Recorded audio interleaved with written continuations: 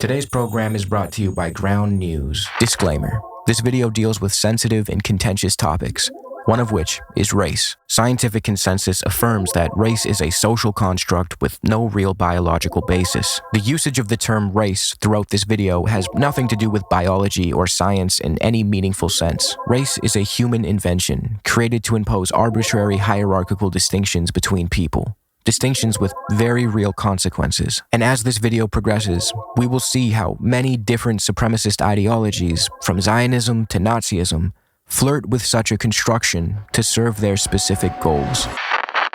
Plenty of nationalist projects rely on grand nation-building narratives and myths, and when it comes to the state of Israel, those narratives are abundant. Israel derives much of its sense of legitimacy from ahistorical fables, some informed by religious texts, others crafted as post hoc justifications for the fascistic aspirations of the Zionist project. Ultimately, these nation-building narratives serve to oppress and subjugate the Palestinian people while offering a veneer of legitimacy to the settler colonial state of Israel. This video is meant to be a kind of guide for dealing with Israeli propaganda. I'll go over every major Zionist talking point and offer a rebuttal. I recommend watching it all the way through the first time and then using the timestamps in the description if you ever want to revisit specific sections. This will be part one of a two-part series. In this episode, I'll be tackling the historical narrative surrounding the state of Israel, its formation, the biblical and ancient myths it leans on, and more. The next episode will focus on more contemporary Zionist propaganda. It's important when dealing with this topic, or any topic for that matter, we not only take into account the mainstream narrative that's constantly shoved in our faces, but we do the proper research and try to understand the entire picture. Challenging our blind spots is how we arrive at a genuine understanding, and the sponsor of today's video can help with that. I use Ground News to get a feel for how a story is being covered across the political spectrum, which outlets are in the forefront, and which ones choose to engage in omission. For example, if we take a look at this article titled, "Amnesty International says Israel and aid system use starvation to commit Gaza genocide," the majority of the coverage is by left-leaning media outlets, with only a few right-wing outlets picking up the story. Ground News' bias comparison tool is another feature I find helpful. With just a click of a button, we can get an overview and learn that left-leaning outlets frame Israel's actions as a deliberate genocidal campaign, while right-leaning outlets emphasize Israel's rebuttals and undermine claims of Israeli intent. This can be further illustrated by comparing the way the headlines are written in the leftmost outlets with the way they're written in the center or the rightmost outlets. The Intercept, the furthest left outlet to present this story, used more accusatory and charged language than its center or right-wing counterparts. Ground News also makes it easy to see who owns and funds the publications in question, as well as their factuality. So subscribe to get 40% off the Unlimited Vantage plan by using my link, groundnews.com/over, or by clicking the link below. Now let's get back to the video. Land for a people without land. This talking point is fairly straightforward.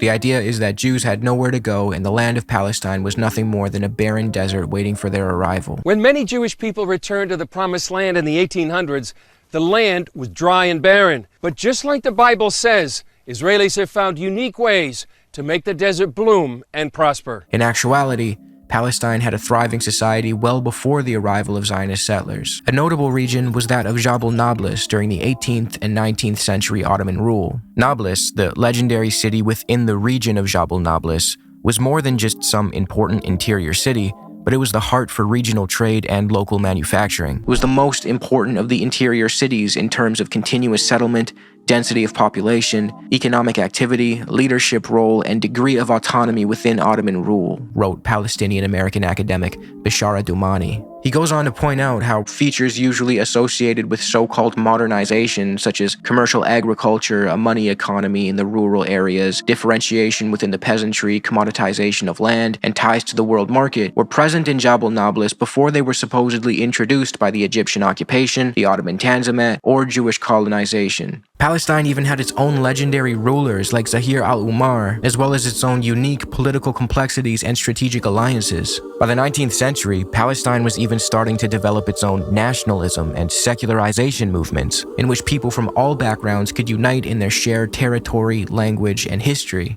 But this cultural momentum was unfortunately halted and uprooted by the Zionist movement. Palestinians also had their own unique cultural understanding of and relationship with the land, and notably, the city of Jerusalem. It was more than just a holy site for them, but an administrative center, an education hub, home to important newspapers, clubs, and more. And Jerusalem was far from the sole city of importance in Palestine. Historian Rashid Khalidi points out how the cities of Jaffa and Haifa were beginning to grow rapidly prior to the First World War. Increased trade with Europe, the building of new railways for which these ports were terminals, and the consequent stimulation of economic activity in their immediate hinterland all contributed to their growth and made them commercial centers of the country. So the idea that Palestine was some barren desert devoid of culture or identity until the Zionists arrived and made it bloom is patently false. There was an entire way of life there, from a distinctive Palestinian dialect to customs to rituals and more. As American biblical scholar Miller Burrows wrote in his book Palestine is Our Business,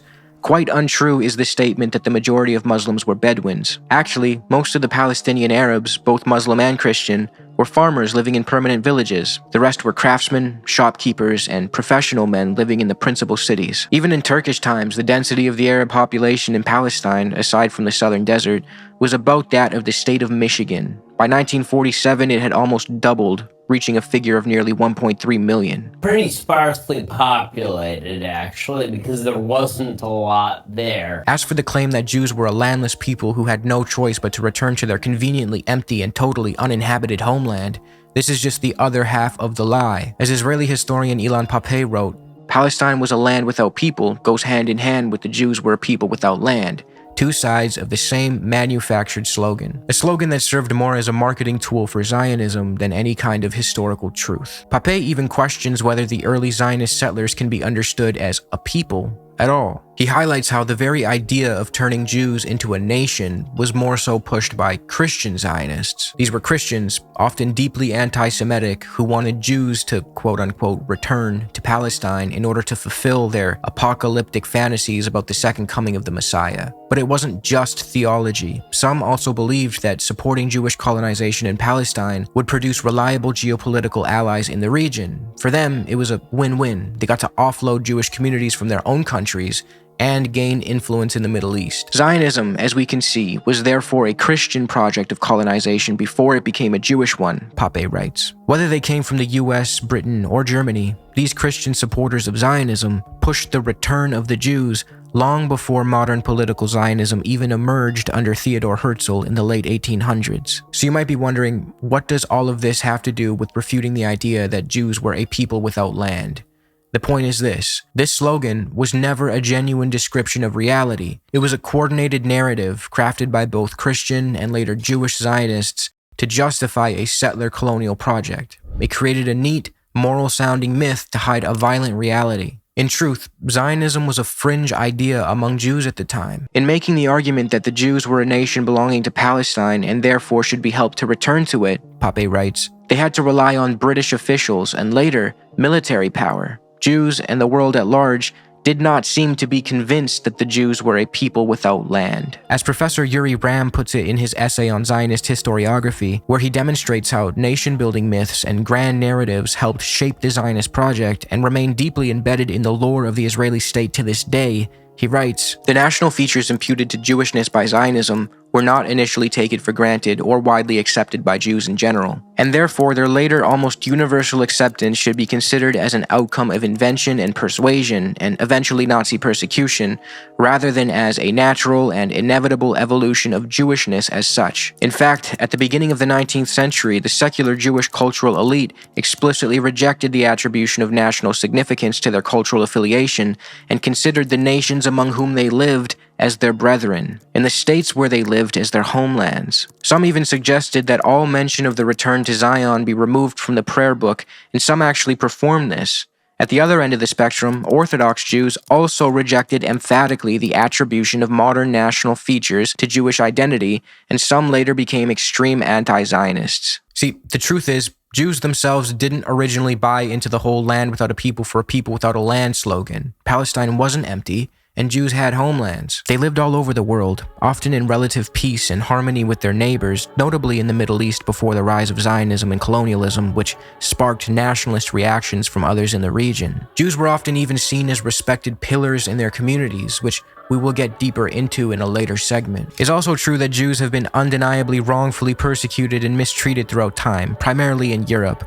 But that doesn't give the Zionist movement the right to weaponize and inflict that trauma onto an unrelated group of people, the Palestinians, and subject them to occupation and genocide. Congolese people, Kurdish people, many groups of people have been wrongfully subjected to subjugation and oppression throughout history. The Romani people have been wrongfully persecuted in very similar ways to European Jewry and have sustained massive losses during the Holocaust. I doubt any of us would argue that they too should get a hyper-nationalistic, neo-fascist, ethnocratic state built at the expense of some unrelated group. Zionism is just the belief that Jews should have a place to go. This myth comes in many forms, but the gist is always the same, that Zionism is a harmless movement. You'll hear it framed in different ways, from Zionism just allows for Jewish self-determination in their ancestral homeland, to it gives Jews a place to go. I think Israel says it's a place where Jews can go. This narrative can be really tricky to push back on, mostly because a lot of people don't actually have a clear understanding of what Zionism is, and this talking point aims to convince you that it's nothing malevolent. Fundamentally, Zionism is a supremacist, settler colonial, ethno-nationalist, and genocidal ideology in all of its forms. It advocates for a Jewish state along with a legal and military apparatus designed to maintain a Jewish demographic majority in the land of Palestine. By its very nature, Zionism requires the removal and replacement of the indigenous Palestinian population. This was clearly understood by the early Zionist settlers, so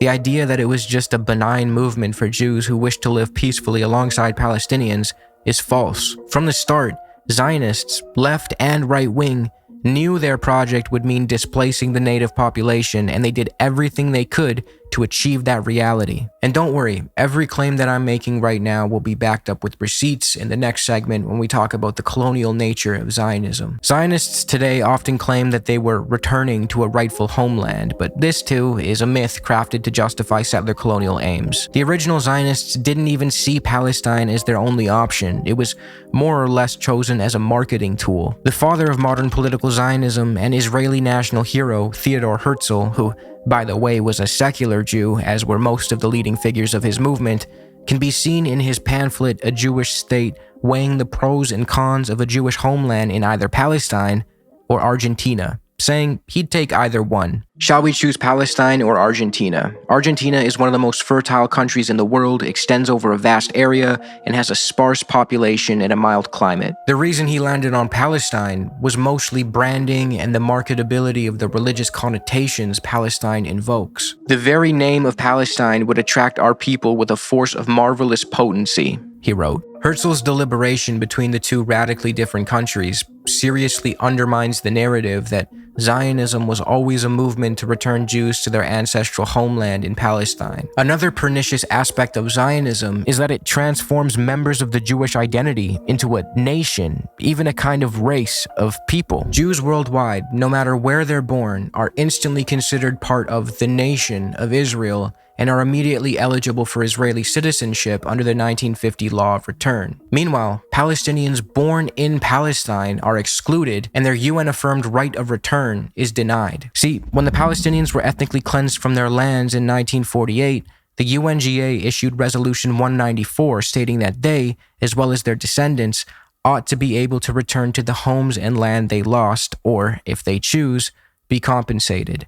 The Zionists have ignored this. As the Israeli High Court affirmed in the 70s, there is no Israeli nation separate from the Jewish people. Zionism essentially gives Jewishness a nationalist dimension and uses the Jewish identity and the historical discrimination tied to it to shield its ethno-supremacist and eliminationist aspirations. Funnily enough, the myths Zionism leans on often mirror the same ideas pushed by anti-Semites. See, the Jewish identity is widely understood as ethno-religious, with massive distinctions between different subgroups like European Ashkenazi Jews, Yemenite Jews, Middle Eastern Mizrahim more broadly, Ethiopian Jews, and so forth. But ultimately, these groups feel connected by their common faith, some practices, and historical narrative, even though, culturally, and for a long time prior to the revival of Israeli Hebrew, linguistically, They are very different, and as historian Shlomo Sand argues, by transforming Jews into a nation or a race, the Zionist project heavily echoes anti-Semitic tropes. If there was no common cultural denominator among the communities of the Jewish religion, how could they be connected and set apart by ties of blood? Are the Jews an alien nation race, as the anti-Semites have imagined and sought to persuade us since the 19th century? What are the prospects of defeating this doctrine, which assumes and proclaims that Jews have distinctive biological features? In the past it was Jewish blood, today it's a Jewish gene, when so many Israeli citizens are fully persuaded of their racial homogeneity. Another historical irony, there were times in Europe when anyone who argued that all Jews belonged to a nation of alien origin would have been classified at once as an anti-Semite.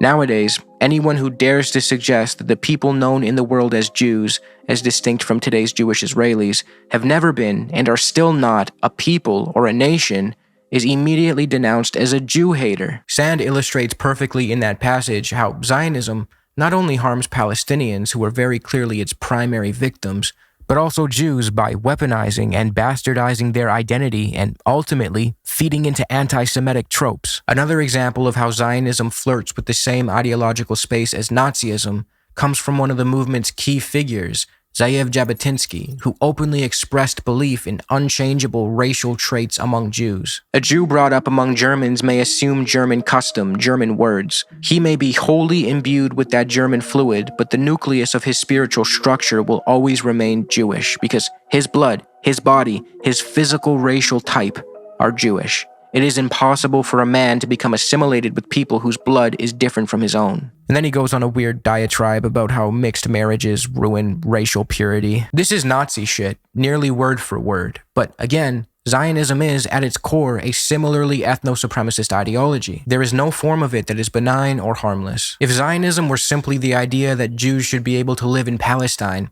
cool, I'd agree. Jews already lived in Palestine well before the European Zionist settlers showed up. That's not what Zionism is. By design, a quote-unquote Jewish state requires withholding equal rights from the non-Jewish people living there and legally enshrines ethno-supremacy. The non-Jewish elements ultimately serve as a contradiction to the project of Zionism and therefore must be done away with or subjugated. Funnily enough, the early Zionist settlers once viewed Holocaust survivors as contradictory to the project of Zionism because they reminded them of the diaspora Jew who they perceived as weak and antithetical to the new, heroic Jew they were trying to build in Israel. More on that in a later segment. Zionism's own founders and pioneers made it clear. Their goal was to build a nation-state that serves Jewish interests exclusively at the expense of the indigenous Palestinian population, who they often described as backward or barbaric. They openly admitted that Zionism was a colonial project, which leads me to the next segment. Zionism is not colonialism.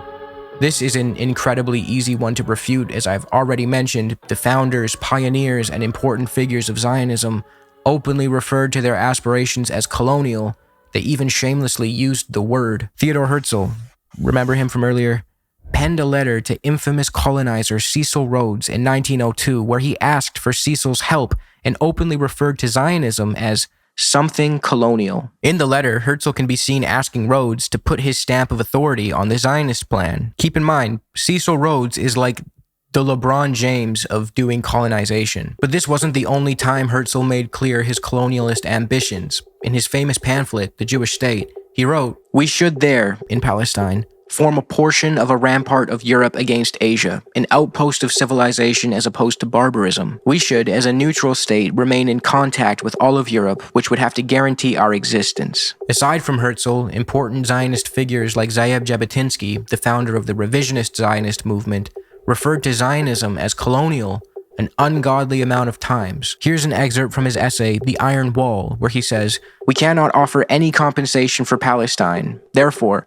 a voluntary agreement is unthinkable. Our colonization must either stop or continue against the will of the native population." As Rashid Khalidi put it, the social and economic institutions founded by the early Zionists, which were central to the success of the Zionist project, were also unquestioningly understood by all and described as colonial. The most important of these institutions was the Jewish Colonization Association. So the claim that Zionism is not colonialism is such pure cope given the fact that the pioneers of the movement, as well as many of its prominent figures, openly admitted that it was. Here's another example. David Ben-Gurion, the leader of the Yishuv, the Zionist settler society in Palestine prior to Israel's founding, and later the country's first prime minister, viewed indigenous Palestinians and Arabs more broadly as inherently inferior. He made it clear that the Zionist movement was a European colonial project primarily concerned with the well-being of European Ashkenazi Jews. As historian Avi Shleim noted, Ben-Gurion declared that the Jews in Muslim countries had lived in a society that was backward, corrupt, uneducated, and lacking in independence and self-respect. He argued that only the younger ones could be saved, claiming the older generation was too far gone and risked turning Israel into a Levantine state. It's also worth mentioning the form of colonialism that Zionism is. Not all types of colonialism take the same shape, and some are arguably even more insidious. Zionism is settler colonial, which differs from classical colonialism. In classical colonialism, the goal is to control and exploit without replacing the local population. In settler colonialism, the goal is to replace the native population. Settlers come to stay and build a new society. They're often unwanted at home, and they're used by empires to expand influence by creating loyal outposts abroad. So as horrific as all other forms of colonialism are, settler colonialism is uniquely genocidal as it is predicated on what historian Patrick Wolfe deems the logic of elimination. Jews have an ancient, exclusive claim to the land of Palestine because they were kicked out of it 2,000 years ago.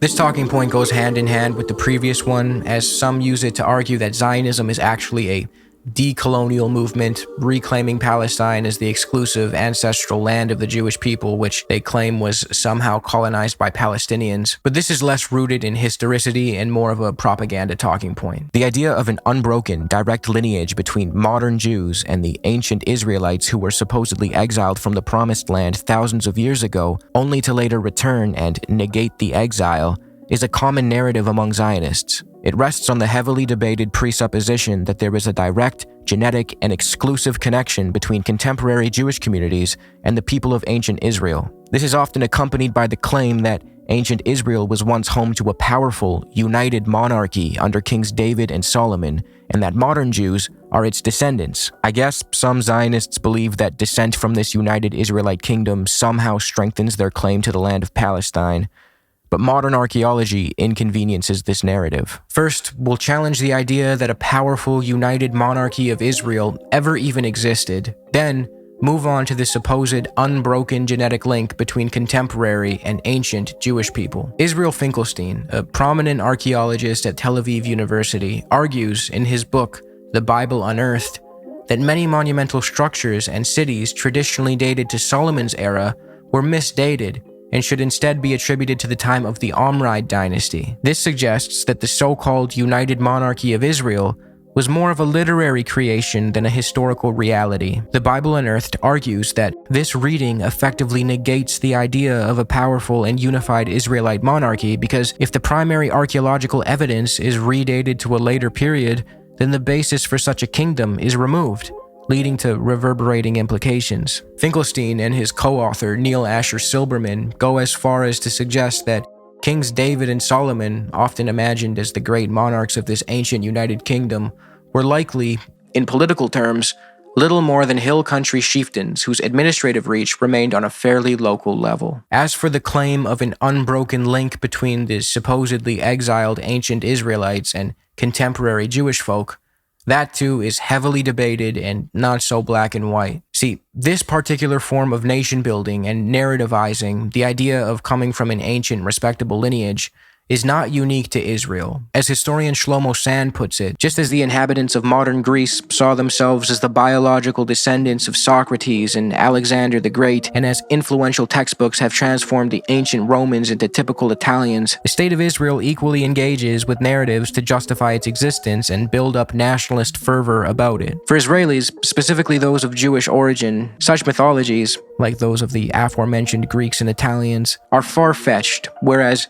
their own history rests on firm and precise truths. In Israel, these burdens of memory did not appear spontaneously, but rather were piled layer upon layer by gifted reconstructors of the past. When occasional findings threatened the picture of an unbroken linear Jewish history, they were rarely cited. When they did surface, they were quickly forgotten, buried in oblivion. National exigencies created an iron-jawed vice that prevented any deviation from the dominant narratives. Many historians and scholars, including Shlomo Sand, go as far as to challenge the historicity of the supposed Roman exile of Jews in 70 CE and argue that it didn't happen. It was a myth. Sand is very firm in the belief that Romans did not deport entire peoples, especially in the Near East, and points out how that claim originally came from one historian whose knack for exaggeration has been noted by modern scholars. In actuality, the Jews emigrated from the land known today as Israel slowly and gradually over time, not due to some mass expulsion policy at the hands of the Romans. The Romans never had a mass expulsion policy.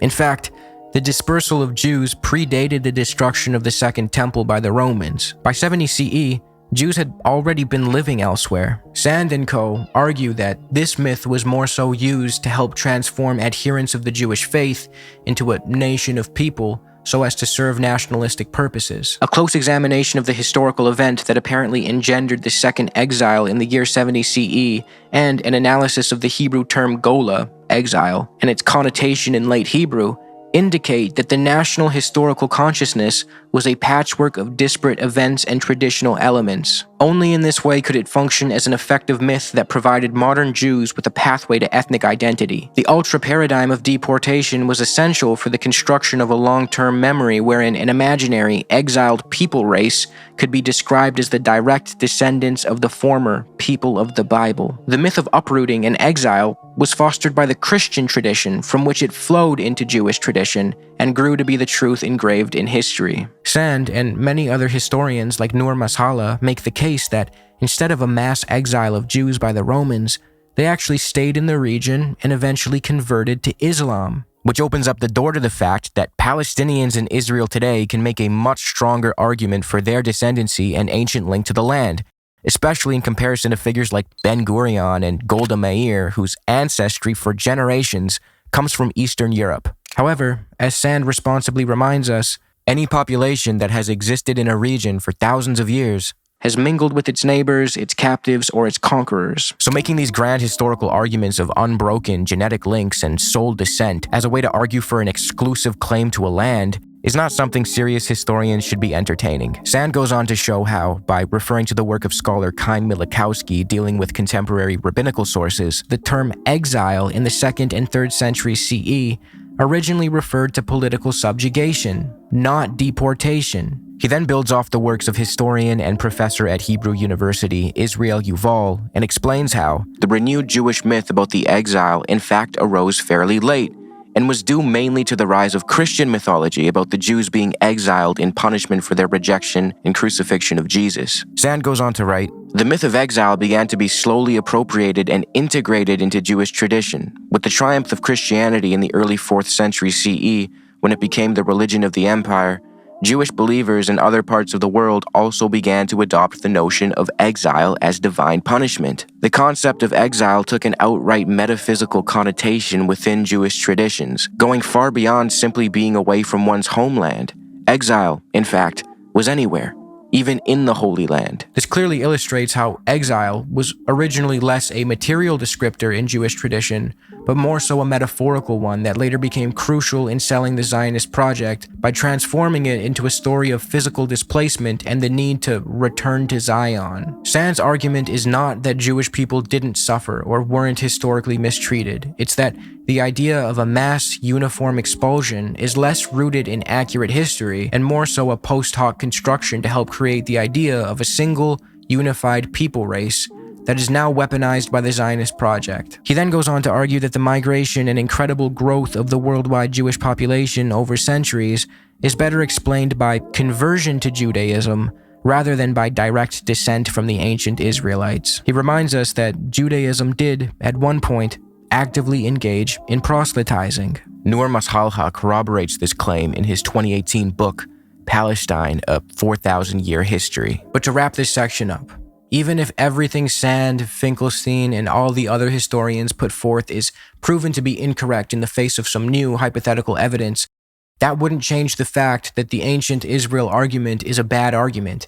Even if there really was a united Israelite monarchy and today's Jewish people were the sole direct descendants of an ancient exiled group, that still wouldn't justify an exclusive claim to the land. No one would accept that argument in any other context. Do I, as an Italian with a grandparent from Rome, have a historical claim to London because it was once part of the Roman Empire? I'd hope you'd say no. If some guy showed up to your house and claimed that his ancestors lived there 2,000 years ago, we would all agree that he's got no case. But the thing that Zionists rely on to make their exclusive claim to the land is not so much logical or historical, but biblical. God gave the land of Palestine to the Jewish people exclusively. For this segment, I set my sights on the Hebrew Bible so we can get right to the source of God's word. A fundamental principle articulated in the Torah is that the land ultimately belongs to God, not any single people in perpetuity. Leviticus 25:23 represents God's wishes and states clearly, "The land shall not be sold in perpetuity, for the land is mine. You are strangers and sojourners with me." This verse reframes the connection of the Israelites to the land as one of stewardship rather than outright ownership.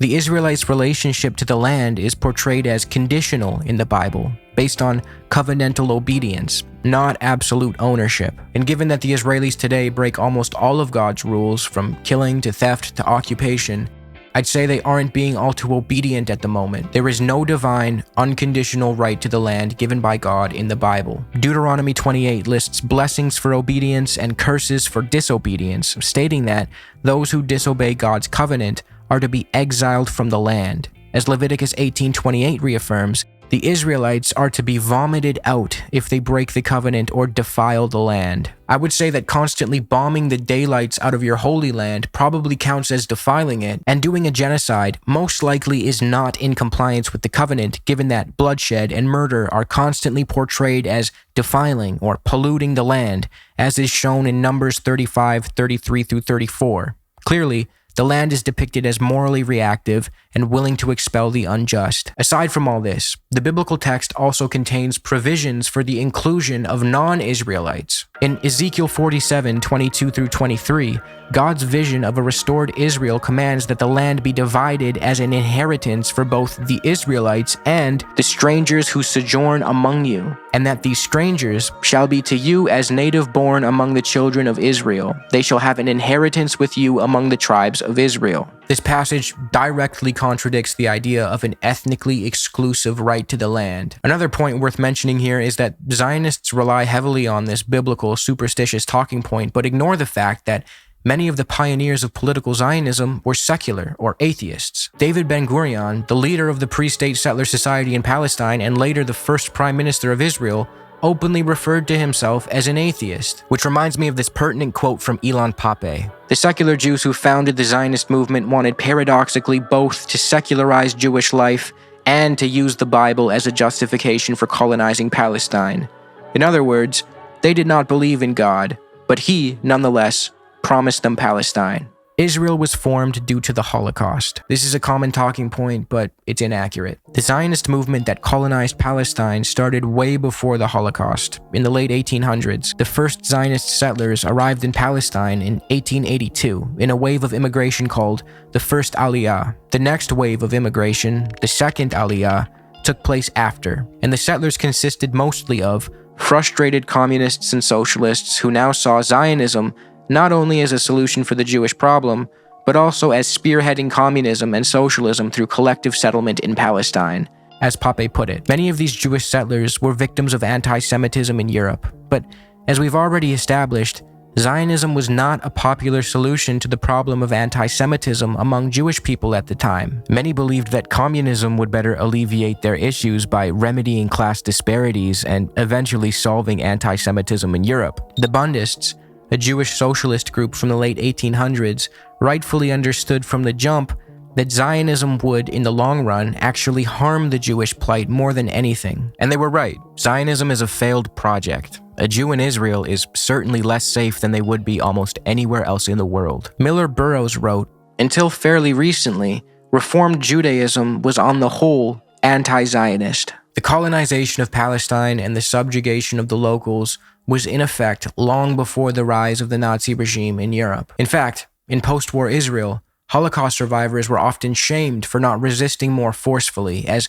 Zionists saw them as symbols of weakness. Historian Tom Segev relays this phenomenon in his work, The Seventh Million, where he writes, "The Zionist dream conceived of a new man in a new society who would come to the land of Israel in search of personal and national salvation. Those who came only because they had no other choice, however, did not fit this image and often found themselves objects of condescension and contempt." This paradox was built into Zionist ideology and colored the mentality of the Yishuv. Though most of the immigrants from Germany and their children after them stayed in Israel, most did indeed come against their will, as refugees.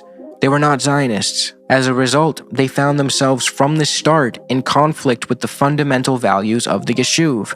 They were called Hitler Zionists. So not only was Israel not founded on the heels of the Holocaust, but early Zionist settlers openly thought of Holocaust survivors as a contradiction to the project of Zionism. According to Segev, only later, when Israel needed to start to prove its right to exist, did the Zionist narrative shift to embracing the Holocaust. As I've mentioned many times, the creation and maintenance of Israel relies on nation-building narratives, one of which casts the new Israeli Jew as strong and heroic, as opposed to the so-called weak Jew of the past who found himself resigned to the ghetto. The apathy toward Holocaust survivors in Israel is represented by the devastating fact that 1 in 3 survivors live in poverty to this day. You would think that a state that was supposedly formed in response to one of the most horrific tragedies of all time would uphold Holocaust survivors as the heroes that they are, and not make fun of them or allow them to live in destitution. The truth is, the Zionist project looked down on the Jews who lived outside the newly formed state of Israel, including Holocaust survivors, and instead idealized the new Israeli Jew, which they referred to as the Sabra. The Sabra was crafted as the antithesis of what was considered the diaspora Jew. The Sabra was meant to be strong, heroic, and above all, a product of the state of Israel. The Zionists resented Holocaust survivors for the mere fact that they threatened the image of the Sabra. The Sabra represented a national ideal, and the Holocaust survivor its reverse. Some Zionist figures at the time actually considered the persecution and extermination of European Jews to be punishment for their trying to assimilate into European society. Some even referred to them as mice in flight. Not exactly the most respectful attitude toward the victims of anti-Semitism. Now, even if it were true that Israel was formed solely in response to the Holocaust, which it wasn't, would that somehow justify the displacement, genocide, and apartheid inflicted on Palestinians? Of course not. Why should a completely unrelated group of people who had nothing to do with the Holocaust pay for it with their land, homes, and lives? Muslims have always been irredeemably anti-Semitic, so they can't coexist with Jews. These are situations that involve, a group of people, Muslims and Jews, that have effectively been at each other's throats for not just decades, but hundreds of years. You were talking about hundreds of years of, just institutional dislike between each other. This is nothing more than a historical inaccuracy that is weaponized today to justify apartheid and occupation as though they are merely the outcomes of ancient, immutable hatreds and not deliberate policy decisions. The truth is that the Middle East, prior to the rise of European colonialism and later Zionism in the late 19th and early 20th century, saw coexistence between Jews, Christians, and Muslims that shouldn't be swept under the rug. If we take a look at the Ottoman Empire, it was known for its pragmatic approach to dealing with the minorities living within it. Instead of forcing one legal or cultural system on everyone, the empire let its non-Muslim subjects govern themselves through communities called millets. These were based on religion, not race or ethnicity. Now, this was far from a liberal or tolerant system. However, for its time, it was relatively progressive. The millet system was born out of pragmatism first and foremost. The Ottoman leadership believed that by outsourcing the governance of its minorities to those communities themselves, they could focus on things like security, tax collection, and so forth. Under the millet system, Jewish communities had a high level of autonomy, handling things like marriage, divorce, and inheritance in their own religious courts led by their own rabbis. The Ottoman state not only allowed this, but often stepped in to protect it, helping preserve Jewish cultural and religious life. Within the legal framework of the Ottoman Empire, non-Muslims were considered dhimmi, meaning protected people. Although Jews and other minorities were treated better under Ottoman rule as opposed to the way Jews were treated in Europe, the dhimmi system was still ultimately a system predicated on subordination. But again, For its time, it was relatively progressive. Dhimmi status was basically a deal. Non-Muslims could live, worship, and keep their property in peace as long as they stayed loyal to the state and paid a special tax called the jizya, which also got them out of military service. Another point that is imperative to understand is that Jews were not subordinated on the basis of their Jewish identity. They were subordinated for not being Muslim. Christians were too. Jews and Christians were also allowed to convert to Islam under Ottoman rule and rid themselves of dhimmi status, an offer not available to Jews living in, say, Germany, whose Jewishness was perceived to be in their blood and immutable. Funnily enough, that sort of transformation from religious group to quasi-racial group is also parroted by the Zionists. Remember that Jabotinsky quote from earlier? The one about Jewishness being in the blood and intrinsic? Anyway, back to the Ottoman Empire. By the 19th century, the Ottomans entered a period of reform called the Tanzimat from 1839 to 1876. Aimed at modernizing the state. It focused on centralizing power, updating the military, and shifting from a religiously divided system to a more secular idea of equal Ottoman citizenship. The Tanzimat era kicked off with bold reforms and decrees that redefined how the Ottoman state related to its people. The first major step was the 1839 Noble Edict of the Rose Chamber. This imperial decree was a turning point in Ottoman history. It guaranteed all subjects the security of their life, honor, and property. It also called for fair taxation, a more just system of conscription, and, most importantly, declared Muslims, Jews, and Christians equal before the law. This was followed by the 1856 Imperial Rescript, which doubled down on equal rights, formally scrapped the jizya tax, and effectively ended the dhimmi system, pushing the idea of a shared Ottoman citizenship. For Jews and other minorities, this marked a turning point, offering new legal rights and a path to full civic inclusion. Let's stop to note that the 1856 Ottoman Empire treated Jews better than 2025 Israel treats Palestinians. Now, don't take this as me saying that the Ottoman Empire was some kind of humanistic paradise. That's not my point. They did plenty of horrific and rotten shit. The Armenian genocide comes to mind, but what I am saying is that during this period, Jews experienced a level of coexistence and peace with their neighbors that was unmatched in Europe, especially during the Tanzimat reforms. This upward momentum for Jewish people could be seen in the way they thrived and succeeded in places like Iraq. Jews have been in the land that came to be known as Iraq for ages. By the early 1900s, they made up a huge chunk, about a third of Baghdad's population. This long history is part of what led to their sense of belonging in the region. Historian Avi Shleim, an Iraqi Jew who grew up in that community, says Jews were neither newcomers nor outsiders. Definitely not intruders. Jews were early trailblazers in modernizing Iraq. They even opened the first modern school in Baghdad back in 1864. Jewish people also assumed prominent roles in finance and trade.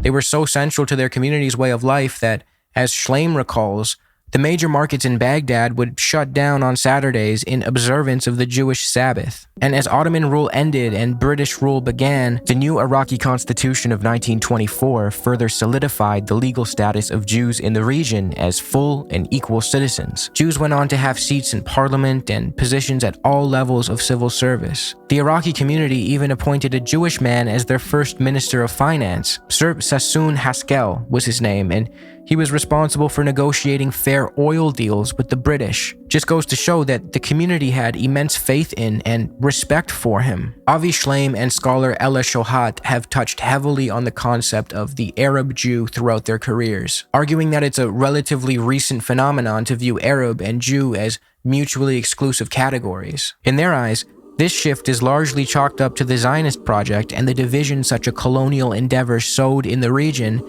and amongst otherwise coexisting groups. I lived in an Arab country, which formed the social reality for my family in Baghdad. We only spoke Arabic at home. Our lifestyle, culture, and literature were Arab. Our music was a blend of Jewish and Arabic music. We had much more in common with Muslim Iraqis and Christian Iraqis than we had with our co-religionists from Eastern Europe. In this very real existential and cultural sense, we were Arab Jews.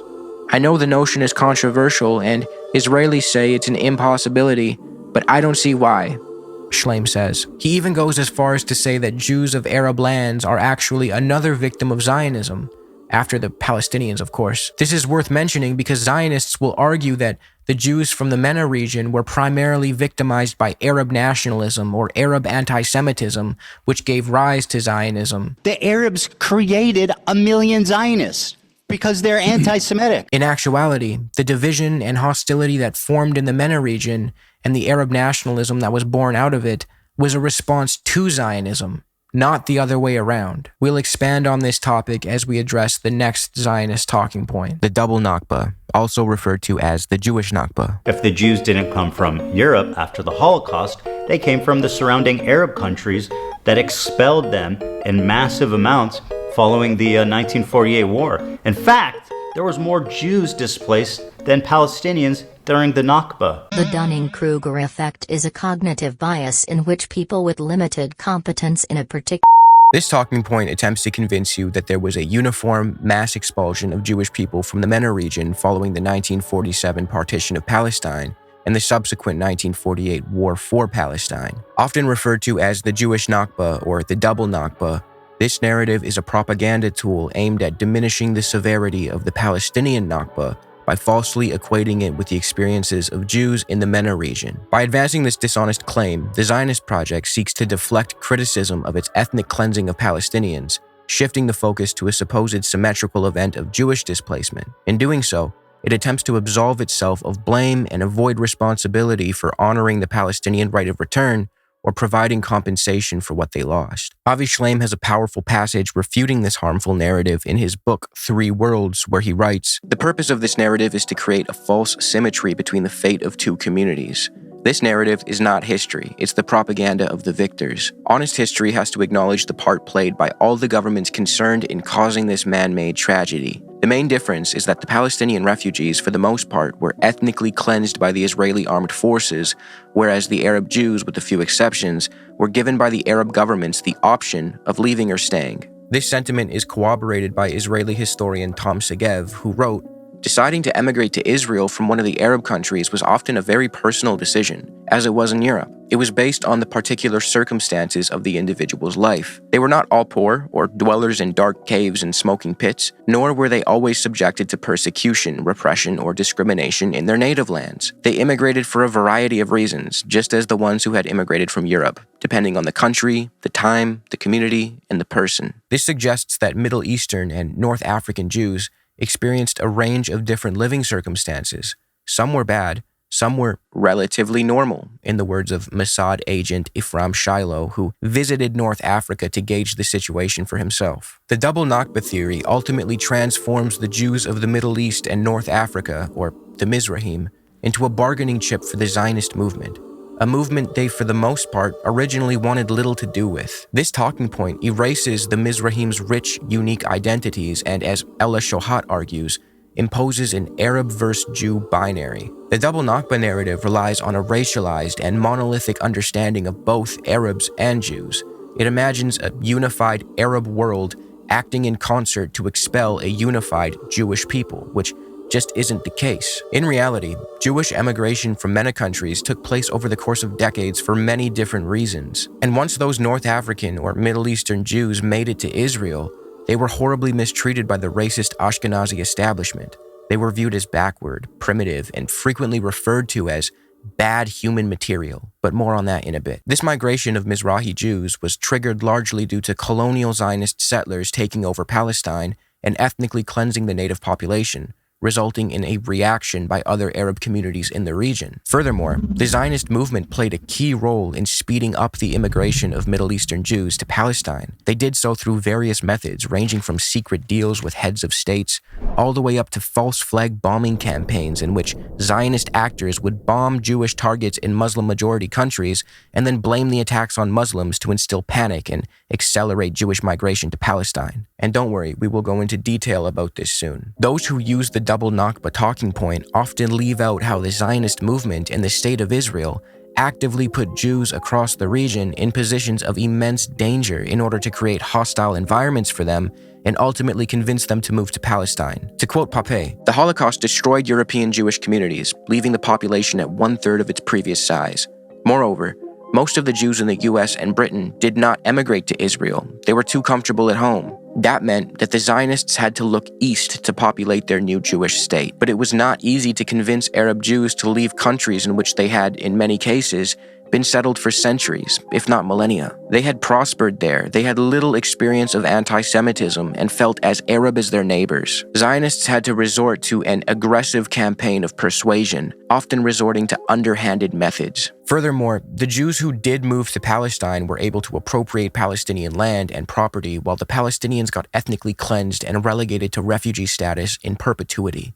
These two situations are not symmetrical. So for this segment, we will look over specific countries in the MENA region and detail how exactly their Jewish populations withered away. This will illustrate that Jewish displacement in the region was a slow, prolonged process and the result of many different primary causes, far from this imagined synchronous expulsion of Jews by Muslims. Before we get into the specifics, it is important to understand that Jewish communities did suffer in the MENA region as a result of the Zionist movement and the animosities that flared up as a consequence. No one in their right mind would deny such a thing. There were some who wrongfully took the bait and conflated their Jewish populations with Zionism, which is exactly what the founding figures of Zionism wanted. Herzl can be quoted saying, "The anti-Semites will become our most dependable friends, the anti-Semitic countries are allies." However, it's important to understand that this hostility was a reaction. This was cause and effect, not indicative of some primordial, intrinsic Arab anti-Semitism.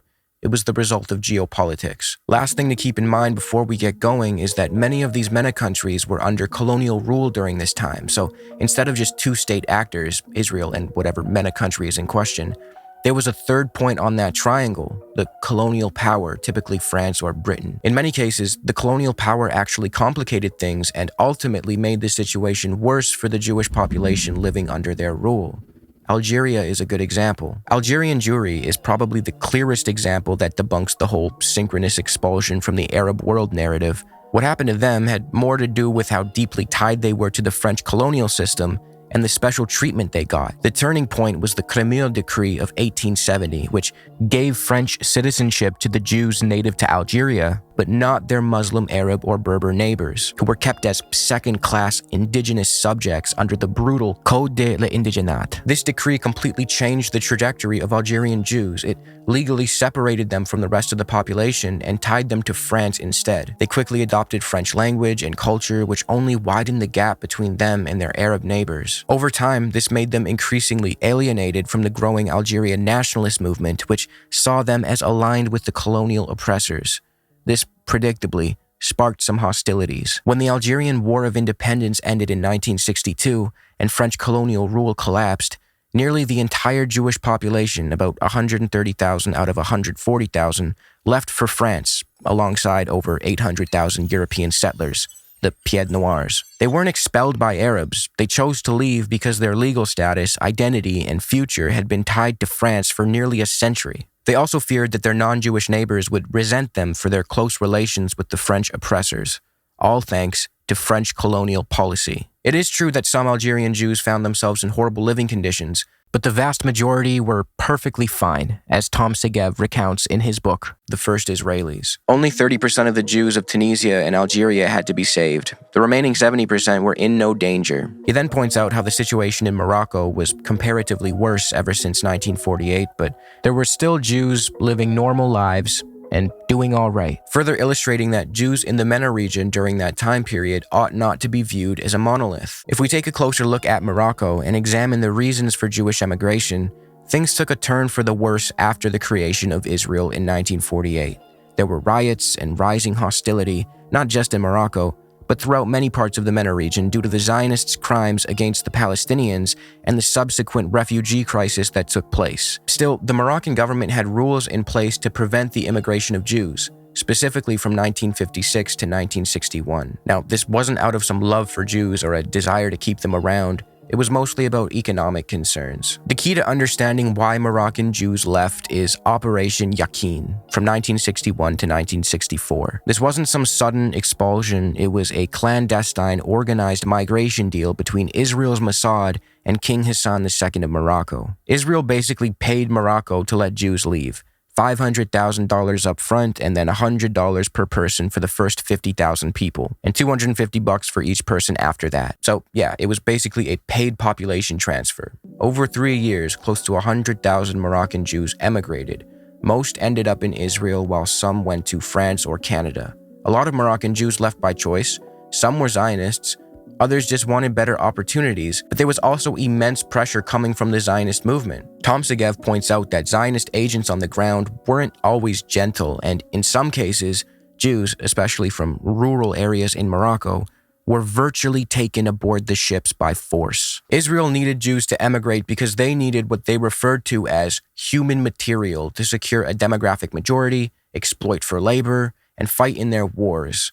Even though they considered Mizrahi Jews to be bad human material, they were useful insofar as they could replace Arab labor, which the Zionists wanted none of. So when we look at what happened in Morocco, it wasn't a clear-cut expulsion or heroic rescue by the Zionists. It was kind of a backroom deal. Morocco wanted money, Israel wanted immigrants, and Moroccan Jews ended up caught in the middle. When analyzing this period in history, we can see Arab countries not only fail to act in unison in some mass expulsion, but oftentimes we can see completely different strategies coming from different Arab countries. As Segev noted, some countries encouraged Jewish migration to Israel in the hopes it would overwhelm the Israeli economy, and other countries prevented migration to Israel so that Jewish manpower couldn't be used to serve the young settler colony. Some of the Jews emigrated spontaneously, whether as a result of distress or persecution or for Zionist or religious reasons. Others came in response to the Zionist propaganda disseminated by the Zionist emissaries in their countries. Some drifted with the emigrating mass, and some actually found themselves in Israel against their will. I hope this is painting a picture that contradicts the notion of a double Nakba. Bahrain, for instance, wanted to keep their Jewish population because, as Segev wrote, the ruler believed that Islamic commandments ordered Muslims to act as protectors of Jews. The story of how Yemenite Jews migrated to Israel is an interesting yet tragic one too. The Zionist project took advantage of their faith and instilled messianic fervor among the Jews of Yemen.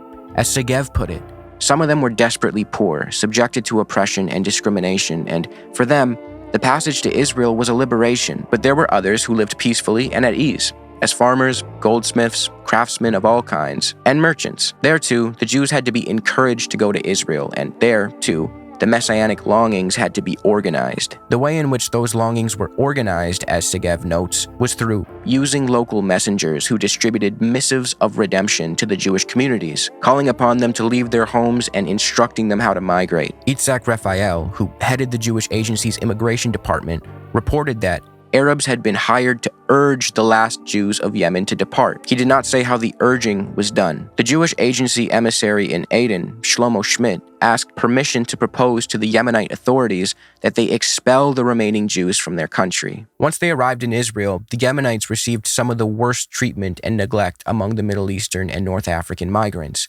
leading to illness, humiliation, and death. There was even a phenomenon of Yemenite babies going missing and turning up dead.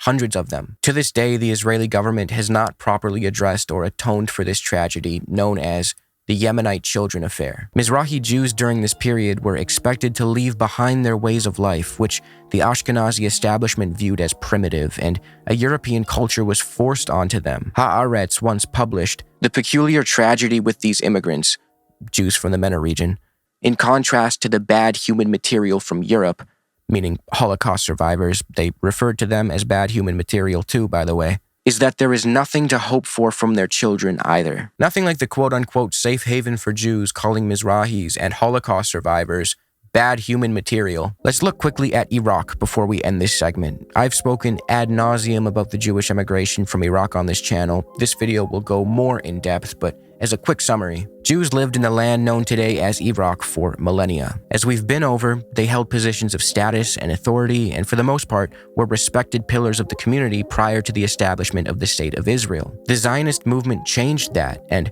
quoting Segev, "In some places, the Zionist awakening worsened the situation of the Jews." Iraq was one of those places. Segev goes as far as to claim that, at least in the beginning, animosity toward Jews in Iraq was targeted solely at Zionists, not Jews, and the distinction was being made. The Mossad's files abound with telegrams reporting the persecution of Jews in Iraq, but almost all of them refer to Jews who have been involved in the activities of the Zionist underground or who were suspected of belonging to it. There was little harassment of other Jews. But as things progressed in Iraq, the line between Jew and Zionist blurred. Pan-Arab nationalism was growing in Iraq for two main reasons. One, Iraq was under British colonial influence, and many Iraqis despised that. Since the British were the main sponsor of the Zionist project and were responsible for documents like the Balfour Declaration, some Iraqi nationalists perceived the Jews as in cahoots with the Brits, especially since the British, and the French in other instances, gave Jews preferential treatment out of the belief that they would be less susceptible to nationalist movements that would threaten colonial power. Second, the settler colonial project in Palestine, which had been underway since the 1800s, increased animosity toward Jews in the MENA region, who were perceived by some to be somehow responsible for the atrocities committed by the Zionist settlers and militias. Now, this was obviously incredibly unfair for many reasons, one of which was that many Mizrahi Jews, specifically in Iraq, wanted nothing to do with Zionism. As Avi Shlaim recounts a conversation he had with his 91-year-old mother in which he asked her about Zionism, she replied with, "Zionism is an Ashkenazi thing. It had nothing to do with us." In 1950, the Iraqi government passed a law called the Denaturalization Law, in which Jews could register to leave the country and go to Israel. However, not many Jews signed up for this. For the most part, they didn't want to leave Iraq. But remember, the state of Israel needed that precious human material. So what did the Zionists do? Well, they bombed Jewish targets in Iraq to speed up the emigration process and scare the Jews into registering to leave the country for Israel. This campaign was fairly effective. As Shlaim wrote, there was a direct correlation between the bombings and the rise in the number of applicants to emigrate from Iraq. This bombing campaign was carried out by the Zionist underground and blamed on Muslims. There were many bombs that went off in Iraq during this period, and most of them were done by Zionists, according to Avi Shlaim, who, in his book 3 Worlds, provides what he calls undeniable proof. However, it's important to understand that this bombing campaign was not the only reason for Jewish emigration to Israel. That's not Shlaim's argument. He concedes that the atmosphere in Iraq was genuinely becoming hostile for Jewish Iraqis due to the Zionist project, and that shouldn't be swept under the rug. Shlaim's point is that the Zionist project acted belligerently and dangerously with the goal of turning Jewish people across the region into pariahs or making them feel unsafe so they would move to Israel. A similar false flag bombing campaign, albeit a failed one, took place in 1954 Egypt, where a number of Egyptian Jews were arrested for planting bombs in public spaces and in the U.S. Information Service offices in Cairo and Alexandria. This was an Israeli false flag operation designed to create bad blood between the revolutionary regime headed by Gamal Abdel Nasser and the Western powers. Israel's military intelligence had recruited, trained, and equipped the Jewish spy and sabotage ring. The Israeli officer in charge, Meir Max Bennett, the same Max Bennett who had directed the false flag operations in Baghdad a few years earlier. Another sick aspect of the double Nakba theory is that it makes Palestinians pay for the wrongdoings of others. If an Arab in Iraq or Yemen or Egypt turns on his Jewish neighbor, why should a Palestinian be punished for that? Arabs, like Jews, are not a monolith. The experience of a French citizen Jew in Algeria choosing to move to France is not the equivalent to that of an Iraqi Jew fleeing Baghdad after a false flag bombing campaign, nor is it the same as a Yemeni Jew being airlifted to Israel amid a wave of messianic fervor stoked by Zionist emissaries. Nor does it resemble the experience of Jews who sought refuge in Lebanon, which was considered a relative safe haven after 1948. And when Lebanese Jews eventually chose to leave due to civil war and economic instability, they primarily moved to the US and Europe, not Israel. In fact, as Dr. Kirsten E. Schultz, author of The Jews of Lebanon, wrote, most Lebanese Jews were in complete agreement with the Arabs that Zionism and its endeavors in the land of Israel were the cause of all troubles. All that said, I'll conclude with this. The Jews from the MENA region emigrated to Israel for a variety of reasons. Some were fleeing poverty and discrimination, some moved against their will. Many went to Europe, the US, and Canada, and many went to Israel. The ones who found themselves in Israel were unjustly discriminated against, not by Arabs, but by European Jews. Nonetheless, they were still able to expropriate Palestinian land and settle there, while Palestinians got ethnically cleansed. When an absolute moron like this guy tries to tell you that the Nakba was actually more devastating for Jews than Palestinians, he's engaging in a form of Nakba denialism. The original Zionist settlers sought to live in peace with the indigenous population. This narrative typically goes as follows. Jewish people sought refuge in the land of Palestine, not as settlers, but as benign co-inhabitants, yet the barbarous Arab population greeted them with hostility. This is obviously bullshit, and if you've watched the video up until this point, I would have already refuted this argument along the way. But to reiterate, the original Zionist settlers did not want to simply seek refuge among the Palestinians. They wanted to eliminate and replace them. Well before even the 1920s, Zionist leaders are on record deliberating about how they could get rid of the Palestinians. Ben-Gurion reiterated his ambitions in 1937 when he wrote to his son that the real goal of the Zionist settler movement was not peaceful partition, but the possession of the land as a whole. Zionists looked down on Palestinians from the jump. As Miller Burroughs put it, the attitude of the Zionists toward the Arabs, at its worst, has been that of our Western frontiersmen, who said that the only good Indian was a dead Indian. At its best, the Zionist attitude toward the Arabs has been patronizing and paternalistic. Burroughs points out how the Zionists would only accept the indigenous Palestinians if they would submit to Jewish control of the country. The hand of brotherhood held out to the Arabs has always been that of a rather patronizing elder brother. In addition to the disrespect and belittling on the part of the Zionists, they also subjugated the Arab population economically through instruments such as the Histadrut, their trade union organization. In fact, Palestinian labor and goods were banned from the market. The Zionists believed in a concept of Hebrew labor, which sought to eventually bring an end to Arab labor. This was exclusivist and devastating to the Palestinians, especially paired with the fact that Zionist organizations were buying up Palestinian land from absentee landlords, remnant from the Ottoman times, and evicting Palestinians from where they lived and worked for generations. The signs of a disaster in the making were already evident as newly landless Palestinians evicted from the farms they had made fruitful were forced to move to the towns. These Palestinians were victims of nominally socialist Zionist groups known as Hebrew labor, who believed Jews could only modernize themselves through engagement in productive labor. Hence, they wanted agricultural work to become the preserve of Jews alone, wrote Pape. The way these Zionist settlers treated the Palestinians was so horrible that Miller Burroughs argues, and I wholeheartedly agree, that the Palestinians were acting rationally and were well within their right to reject any variant of the Zionist project as soon as its true colors began to show. It may fairly be asked why one should oppose Jewish nationalism and sympathize with the nationalistic aspirations of the Arabs.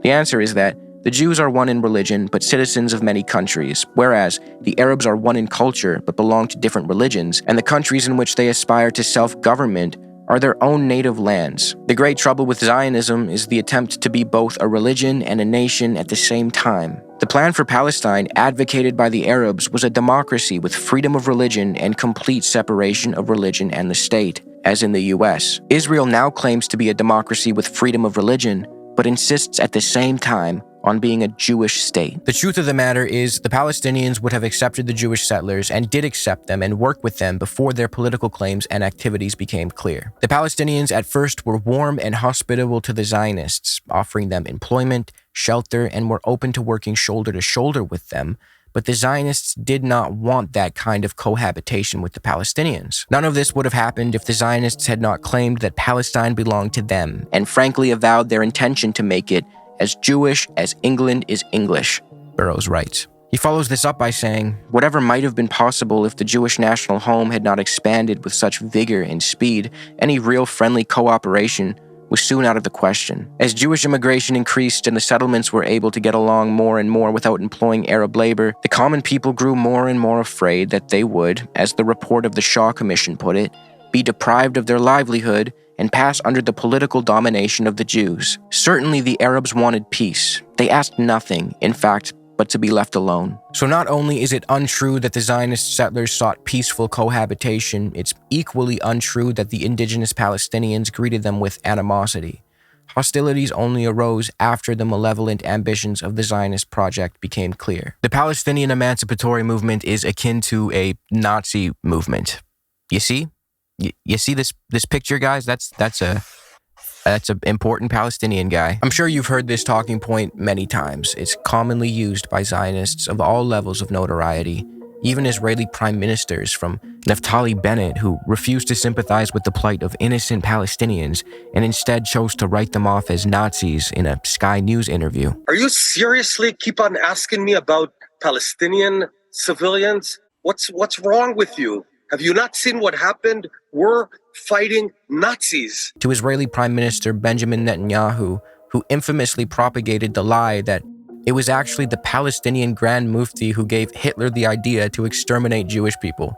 This motherfucker is so bigoted against Palestinians that he's looped all the way around to doing Holocaust revisionism. That claim of his, however, stems from the fact that the Grand Mufti of Jerusalem, Haj Amin al-Husseini, was in fact involved with the Nazis. You may have even seen this image before. That's him with, well, you know who the other guy is. So what's the deal with that? I asked my friend Chris Kunzler, who makes incredibly well-sourced and detailed videos on Israel-Palestine, to join us for this segment so we can pick his brain. I asked him to fill us in on how exactly this guy rose to a position of prominence within British Mandate Palestine. So al-Husseini was a member of one of the key notable families in Palestine at the time, the Husseini family, and this was kind of the key reason for his appointment. His half-brother was previously the Mufti of Jerusalem until he died in 1921, and then very quickly the Mufti took over. The Mufti basically came to his position because of collaboration with the British. According to Tom Segev, the Israeli historian, his brother had helped the British, and they saw the Mufti as a figure who would also be able to do this. In fact, the Mufti was brought by Ronald Storrs, who was the former governor of Palestine, to meet with Herbert Samuel, who was the first High Commissioner of Palestine. And very quickly, the Mufti explained that he was, going to collaborate with the British. He liked them, that he thought that, they were able to support the Palestinian cause. And at this time, it wasn't really all that surprising. The elite class within Palestine believed that the British would help them. And so the Mufti was someone who was from a notable family. He was seen as someone that would work well with the British. And even if he opposed the concept of Zionism, he was going to be someone that, would help the British to control and administer Palestine. But the trajectory of the Mufti's relationship with the British changed dramatically during the Great Arab Revolt of 1936 through 1939, where Palestinians rallied against the British colonial rule and sought the end of British support for Zionism. So according to Ghassan Kanafani, who's, a key figure within the Palestinian revolutionary movement, he says that during the 1936 Arab revolt in Palestine, that the Mufti was someone who helped to calm things down, that he was expressly thanked actually for the sermons that he was giving because they served to quell more revolutionary tendencies. Also, Kanafani is kind of opposed to him because he sees him as someone who was like, a member of the elite. He wasn't understanding the actual problems that Palestinians had. So during the beginning of the Arab revolt, he was not necessarily the kind of person who the British would have been entirely opposed to. However, this sort of changed. He was always someone who opposed the two-state solution, who opposed Zionism. And so eventually the British kind of saw him as someone that was going to be a problem towards the implementation of the Zionist project. And he and many other leaders fled into exile following the Arab revolt. See, Haj Amin al-Husseini, the Grand Mufti of Jerusalem, was a guy who was propped up by the British, and as things progressed, he turned on them, and down the line, he teamed up with their main enemy. After fleeing Palestine, he eventually ended up in Nazi Germany, and later became a propagandist. As Ilan Pape wrote, he landed in Nazi Germany in 1941, making radio broadcasts to mobilize Arab Muslims against the British. At the time of the Second World War, he was not alone in acting according to the maxim, "The enemy of my enemy is my friend." His flirtation with the Nazis was short and insignificant, making no difference one way or the other to the war effort. However, his association with the Nazis is still used to discredit the Palestinian liberation movement in the Israeli narrative. Unfortunately, the Israeli narrative seems to conveniently leave out the fact that thousands and thousands of Palestinians actually fought the Nazis, and many of them died in the process, but I guess that inconvenient fact doesn't make for good Zionist propaganda. Palestinian-American academic Edward Said has extensively explored the way in which the West constructs images and narratives of those in the Near and Far East to paint them as barbarians and ultimately make permissible any form of violence against them. This is a strategy used by Western powers to further their imperialist ambitions. By conflating the legitimate emancipatory aspirations of the Palestinians with the aspirations of the Nazis, Zionists can justify nearly any amount of cruelty against the Palestinians. To have an other which is barbarous is obviously great in the sense of like inflicting violence on them, and it justifies the techniques of control that are inhuman in many cases that are used on people, specifically in the context of Palestine, the inhuman control. You'll regularly hear a Zionist who is, full blown be like, well, we need the checkpoints because the Palestinians, they're always doing terror attacks. And it's just a really unbelievable thing to say because it's a complete and utter degradation of like people's normal existence. People wait for 10 hours at those checkpoints. So in one way, it's a justification of techniques of control, but you also have is the justification of extreme violence. You know, if Palestinians are portrayed as savages, we hear about all the savagery of October the 7th. So who cares what they do to a leader of Hamas? It doesn't matter if Israel tears them to pieces with bombs. That's sophisticated. But it also has always acted as like a launching point for European society. This is like a somewhat underappreciated element of Edward Said. What he's talking about is basically how this kind of other that is barbarous continually makes Europeans feel better about themselves. It is a way of basically establishing us as, you know, good, just, and moral. And in the context of Palestine, Nazi is a particularly poignant concept, obviously because the Jewish relationship with the Nazi. Menachem Begin, who was the first Likud prime minister of Israel ever, the first non-Labour, consistently called Yasser Arafat a two-legged beast, a term which he had only previously reserved for Hitler. He referred to Arafat as Hitler, and he said that he would get the same satisfaction from killing Arafat in his bunker in Beirut as he would get from killing Hitler in his bunker, comparing a man, Yasser Arafat, who would regularly condemn the Holocaust, who would say that the atrocities against Jewish people were totally inappropriate and that his problem was with Zionism and that the Palestinians had experienced it at its hands, to someone who believed in an extremist form of racist identity politics. What this effectively does is it places Palestinians not as people with reasonable demands, not as human beings who want to have dignity and equitable solution, but rather people who are akin to the Nazis. By framing Palestinians as Nazis,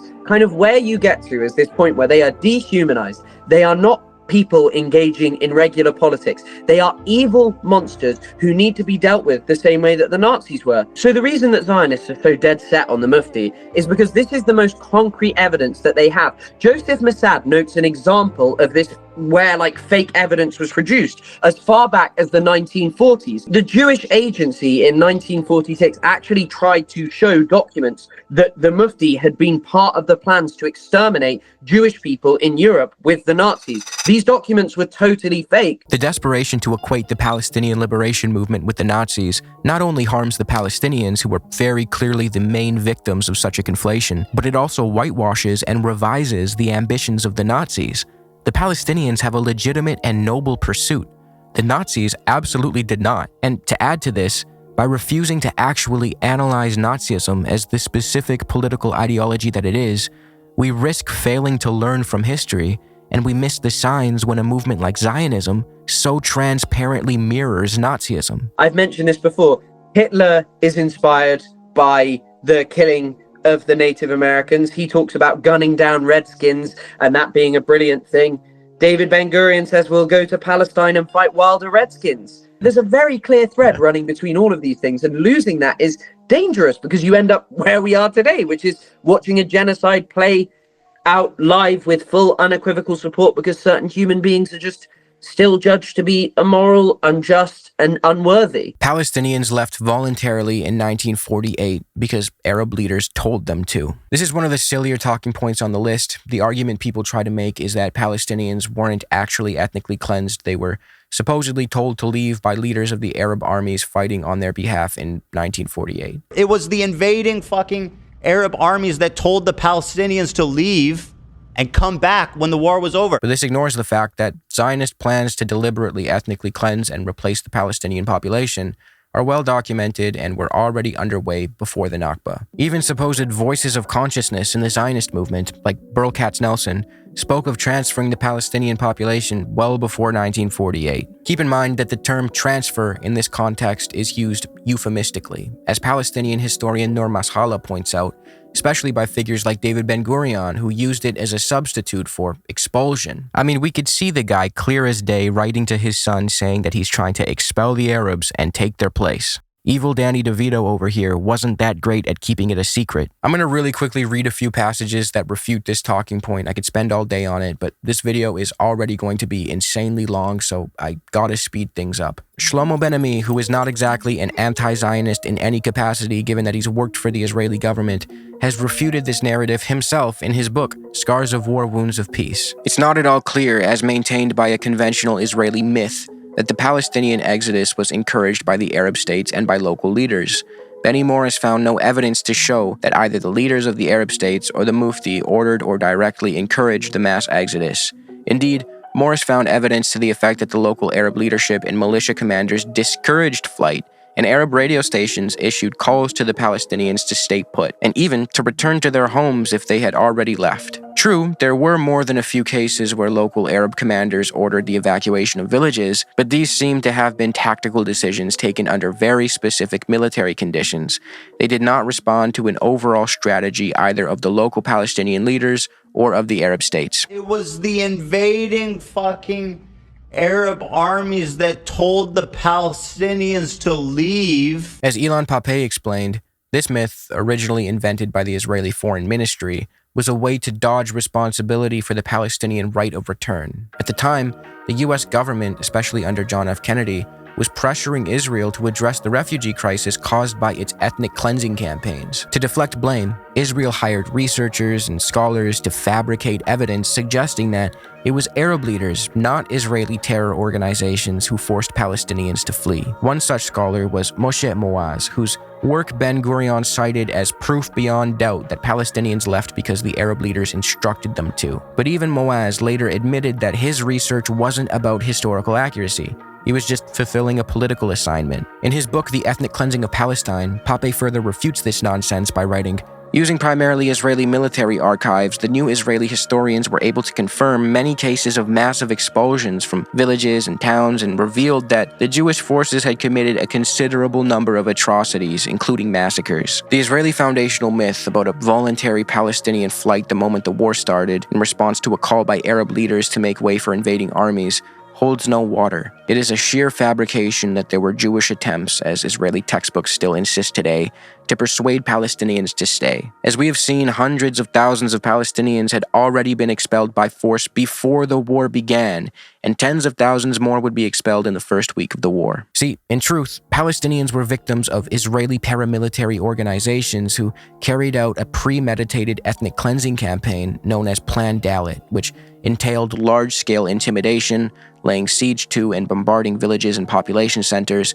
setting fire to homes, properties, and goods, expulsion, demolition, and finally, planting mines among the rubble to prevent any of the expelled inhabitants from returning. In David Ben-Gurion's own words, the prime objective of Plan Dalit was the cleansing of Palestine. Israel exists to keep Jews of all kinds safe. Okay, really quick, let's recap why Israel does not keep Jews safe and is most definitely not a place for Jews of all kinds. There were the false flag bombing campaigns in Iraq and Egypt that we spoke about earlier. Those not only put Jews directly in harm's way by literally bombing them, but were also carried out with the intention of increasing hostility toward Jews in Muslim-majority countries so they'd feel pressured to move to Israel, which many of them did not want to do. Avi Shleim remarks on the irony of this in his interview with Novara Media, pointing out how Israel simultaneously claims to aspire to Jewish safety, yet was endangering Jews across the region. Even if I knew for certain that not a single Iraqi Jew left Iraq to go to Israel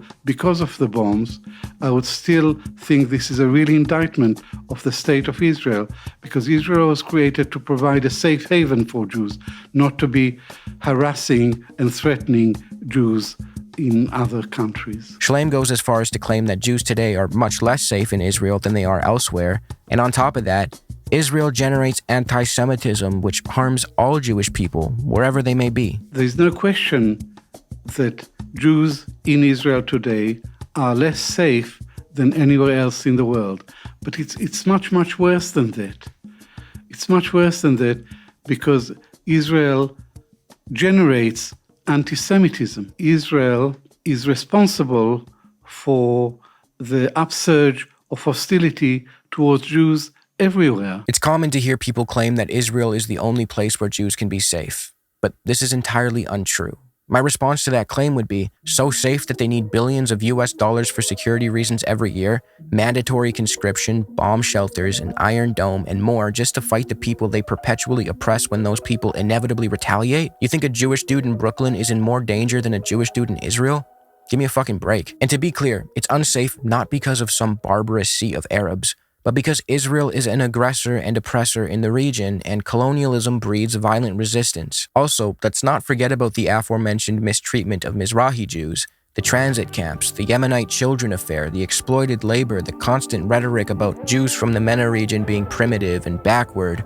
Right from the jump, Israel was a project meant to serve white European Jews primarily. This accusation is corroborated by the way the Zionist project treated Jews from Ethiopia and Uganda. Ethiopian Jewish women were injected with contraceptives, some without their consent, others under coercion, with immigration to Israel and further healthcare made conditional on their compliance. The story of Ugandan Jewry is particularly interesting and upsetting. The Aba Yudaya, a community of black Ugandan Jews whose adherence to Judaism dates back over a century, have been the victims of frivolous obstacles and roadblocks when it comes to their attempts at migrating to Israel. Israel's interior ministry says that it doesn't even recognize the Aba Yudaya to be Jews at all.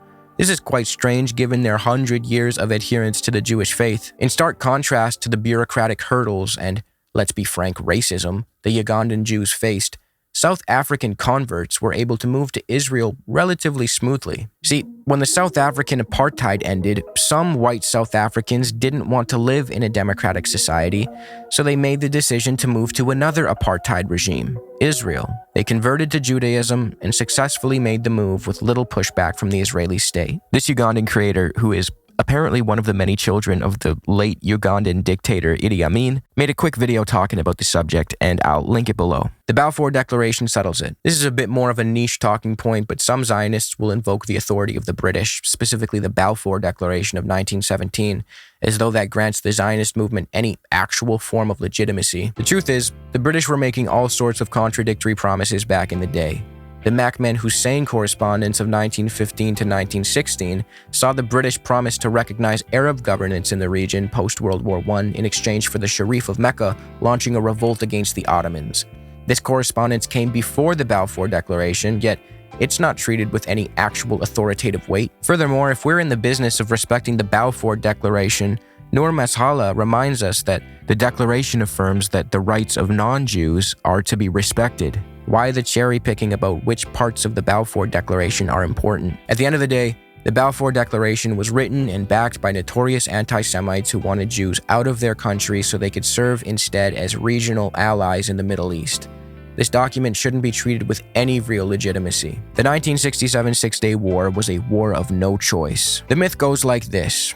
In 1967, the Arab countries on Israel's borders were going to launch a genocidal war to destroy the Jewish state, and Israel had no choice but to launch a preemptive surprise attack and take them all out. So in 1967, the Arabs mobilized for all-out war. This is going to be the big war where they finally get rid of this nascent Jewish state that is less than 20 years old. And Israel instead launches a preemptive war. Now, the reality goes like this. In a period of rising tensions between Israel and its neighbors, largely exacerbated by border incidents, Israel's invasion of Egypt in 1956, deadly Israeli attacks in the then Jordanian-controlled West Bank, Israel's diversion of the Jordan River's water into its national water carrier leading to tensions with Syria and overall animosity, Egyptian President Gamal Abdel Nasser concentrated Egyptian troops in the Sinai Peninsula and closed the Gulf of Aqaba to Israeli shipping. This was his brinksmanship attempt, derived from a legitimate place of fear, to intimidate the Israelis into behaving. Despite Nasser's support for the Palestinian cause, it should be noted that there was a time where he was willing to engage in civil negotiations with Israel. As Pape put it, in the 50s, Nasser was willing to explore the possibility of a deal with Israel which would allow Egypt to have a land bridge with Jordan, as well as the return of the Palestinian refugees from 1948 and the creation of a Palestinian state. Israel was, per usual, uninterested in such a peace. On June 5th of 1967, Israel launched a surprise attack on its neighbors where it took out over 90% of Egypt's air force and enacted similar devastation to Syria's. Since Israel immediately took out the air capabilities of its enemies, it was able to swiftly defeat them as they had no air cover. Israel then went on to claim that they had no choice in the subsequent Israeli occupation of Gaza, the West Bank, parts of Syria, and parts of Egypt were noble, given that they won those territories in a just war that they had no option but to start. However, in truth, Israel's actions in 1967 were strategic and not the result of necessary defensive measures. Israel understood that since its enemies boasted larger militaries in terms of sheer numbers, any Israeli win would be conditioned on a preemptive strike. Israel also wanted to finish what it started in 1948 and occupy the West Bank and Gaza, as Israel believed it would be incomplete without the West Bank. In fact, at the time of the Israeli attacks on June 5th, there was a US-led diplomatic attempt to normalize relations between Israel and its neighbors already in the works. But Israel had no intention of providing the necessary time to the peace brokers, wrote Pape. He argues that Israel perceived the moment to be the perfect opportunity to correct history and lay claim to all of historical Palestine. I mean, Israeli Prime Minister Menachem Begin admitted himself that the official Israeli narrative of having no choice was bullshit. He said, "In June 1967, we had a choice. The Egyptian army concentration in the Sinai did not prove that Nasser was really about to attack us. We must be honest with ourselves. We decided to attack him." Israel pulled out of Gaza in 2005. This is proof that Israel wants peace. By and large, Israelis don't want to conquer Gaza. In fact, they left Gaza voluntarily in 2005. No, the Gaza pullout wasn't done out of a desire for peace or for the sake of the Palestinians. Ariel Sharon pulled the settlers and the army out of Gaza for wholly selfish reasons. First, there was no genuine withdrawal from Gaza to begin with. Instead of Israel's presence directly in the Strip, it moved right outside the Strip and besieged it, exercising control over what goes in and out, water, electricity, and more. Israel was, and still is, the occupying authority. Second, Sharon pulled the settlers out of Gaza so that he could prove on the world stage that such a messy situation was not worth trying in the West Bank. He also wanted to be able to attack and bomb Gaza from the outside without the risk of hitting an Israeli settler. Controlling Gaza from the outside made the most sense for Israel, so that's why they did it. This quote-unquote disengagement from Gaza also allowed Israel to tighten its grip and redirect its focus toward entrenching the occupation in the West Bank. According to Israeli anti-Zionist Tikva Honig Parnas, those who occupied high levels in Ariel Sharon's government were, frankly, admitting that disengagement from Gaza was a US-Israeli scheme that sought the world's approval for continuing other parts of the unilateral project. In fact, despite the early enthusiasm of Israeli politicians, many of them from the Labour Party, when it came to building settlements in Gaza, by the 21st century, the consensus had shifted to leave Gaza for the sake of keeping the West Bank. In the words of Ariel Sharon's own senior advisor, the significance of the disengagement plan is the freezing of the peace process. Palestinians squandered every opportunity for peace. So I actually have a whole 35-minute video on this topic, so just go watch it. It's very detailed and covers all the main supposed peace negotiations between the Zionists and the Palestinians and highlights how the Zionists are the ones uninterested in peace. And more importantly, uninterested in justice. I'll leave it at that for this video. If there's anything I missed, leave a comment and maybe I'll make a quick standalone video covering it the way I did with this one.